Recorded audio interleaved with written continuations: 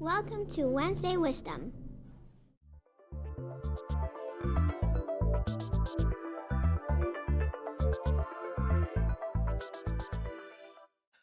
Good morning.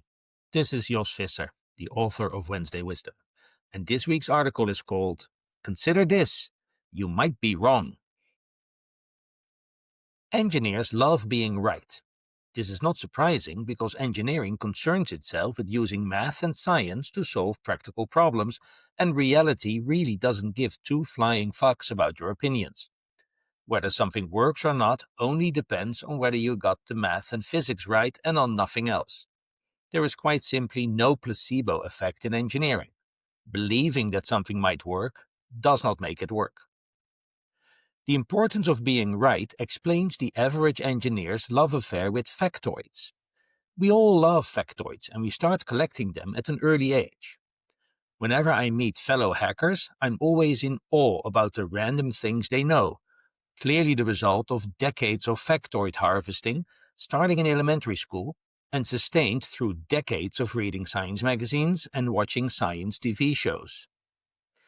This tendency to collect factoids can make engineers very tiresome to talk to. It is often impossible to be in a conversation with a fellow engineer without it becoming a factoid shootout. Who knows the most factoids, the best factoids, and the most unlikely factoids? Whenever an engineer starts a sentence with, well, actually, or well, technically, you know you're going to be corrected with an arcane factoid. By the way, technically, no useful sentence ever contains the word technically.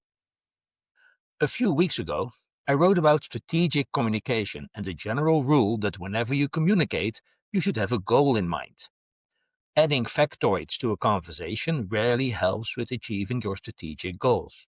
Therefore, one of the more effective communication tips I give engineers is to keep their mouth shut if the only reason for the communication is to be correct or to prove someone else incorrect. You might be right, but does it help move the conversation forward? After adding a factoid, is the other person more or less inclined to help you? One problem with knowledge is that it frequently does not age well. I started my collection of factoids in elementary school, which is by now a godforsaken long time ago. One problem with this is that science and technology moves on, and the truths of yesteryear are the myths of today. Especially if you hold on to a bag of factoids from something that is not your primary field, the factoids may have aged out and have been replaced by newer science, which you are probably not aware of, unless you are a really avid follower of the field. Personally, I find it very hard to keep up with the few fields that I do hold advanced degrees in, and it's not surprising that some factoids I learned years ago about biology or geology, to name just two random fields of study that I know little about and do not follow closely, are no longer true. This is especially the case if I learned the factoid a long time ago from a not very authoritative source to begin with. Like most engineers, I started collecting factoids in elementary school, and the source of many of my factoids is some random remark by my teachers. Lovely people, all of them. Except my third grade teacher, Mrs. Klaassen, who told my parents that I would never amount to anything. I think this is a terrible thing to say regardless, but especially about a socially inept 8-year-old boy whose parents had just divorced and who was attending his third elementary school in a year. When you are in elementary school, your teacher is a towering intellectual who seems to know everything there is to know about a wide range of subjects, including history, biology, topography, spelling, and math. It took me some time to figure out that this was not exactly true.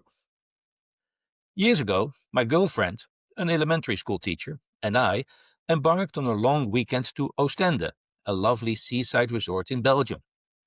As we were driving, she was talking to a colleague on the phone, and eventually I heard my girlfriend say, "No, Oostende. No, that's in Belgium." I was shocked. This was a person teaching kids basic topography.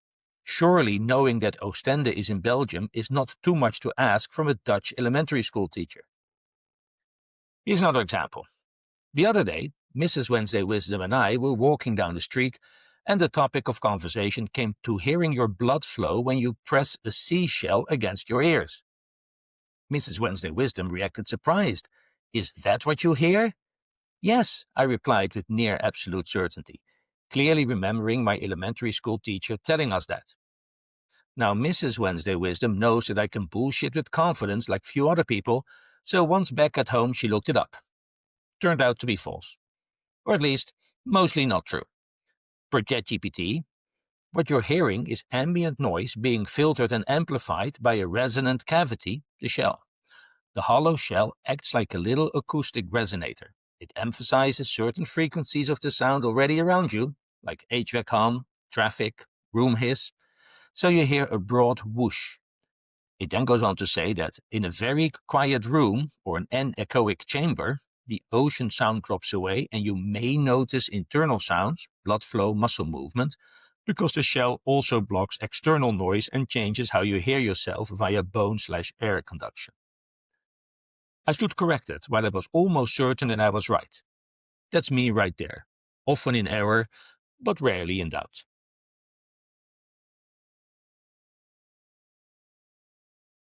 Technological knowledge also ages out, and given the speed of developments in our field, our knowledge probably ages out faster than it does in other fields. I regularly run into people confidently stating things that used to be true but that have since been overtaken by developments. The rapid progression of technology makes it so that you need to revisit what you think you know regularly. Driven by my gradually improving insight into the lifespan of a factoid, I'm trying to be less secure in my knowledge of things these days. This has two advantages. First, on the rare occasions that I happen to be wrong, the resulting facepalm won't be as bad. Second, it will help me not come across as an insufferable know-it-all. The advantages of that second aspect should not be underestimated. Even if you do sit on a treasure trove of mostly correct factoids, being open to the fact that you might be wrong makes you more likable and is the better scientific attitude to boot. The tough part of this for me is that knowing things is a crucial element of my self-esteem. I'm not particularly handsome, I cannot dance worth crap, can't sing, I'm not musically gifted at all, and I'm a terrible athlete. For the most part, my feeling of self-worth comes from knowing lots of things about lots of things. Accepting that I might not be the human version of Wikipedia means that my self-worth must be based in merely existing. If you are like me, a certified brainiac who relishes in spouting endless factoids, I invite you to consider this. You might be wrong. Even if you're pretty certain that you're right. Even if you're almost certainly right. Considering that you might be wrong will make it more impressive if you're right, and as a bonus, will make you a nicer person to be around.